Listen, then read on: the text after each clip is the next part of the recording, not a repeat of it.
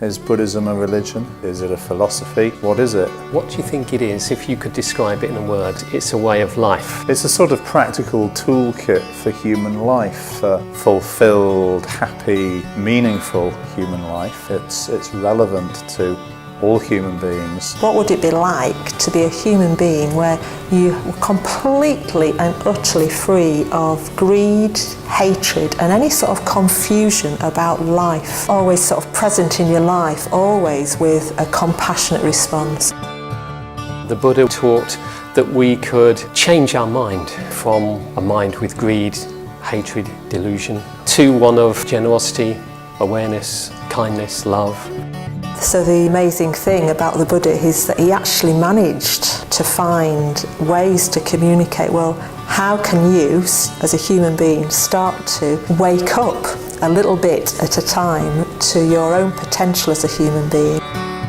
The Buddha referred to his teaching as a path. It's an active thing. It's something that you do. You have to walk that path. It's up to you to make that effort. Everything we do and we say and we think has an effect. It either causes harm to ourselves and other people, or it can bring benefit and happiness to ourselves and others. The Buddha gives us very practical steps that we can take to move from wherever we are now to becoming a Buddha, becoming an enlightened being, completely full of wisdom and compassion.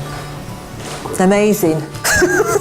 The Buddha's message was very much about choice, to try to look at those areas where choice exists in a more meaningful way, in a better informed way, and sometimes we say in a creative way.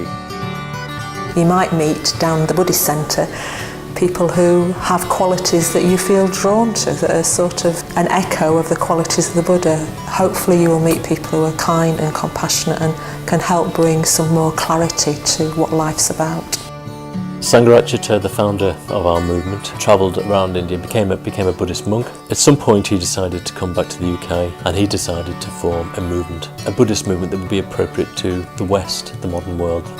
He saw a great need to try and help initially people in Britain have a chance to find out what Buddhism is, but most importantly not in a theoretical way, but how do you actually practice Buddhism in your daily life, whatever your circumstances, whether you're bringing up a family, whether you're a professional person, a student, you're out of work, whatever your circumstances, Sangharakshita is saying anybody can practice Buddhism.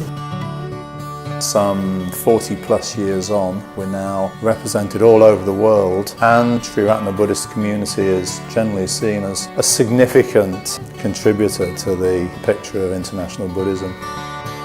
There's a very strong emphasis in Triratna of the importance of friendship. One of the main ways anybody can grow as a human being is through friendship and encouraging one another in our pursuit of Buddhist values. It's very hard, I think, to try and lead a spiritual life in isolation. So we're offering a context of friendship and connection. I hope what Triratna offers is very accessible Buddhism, but not diluted Buddhism. It really still holds very strongly the core values that the Buddha taught 2,500 years ago.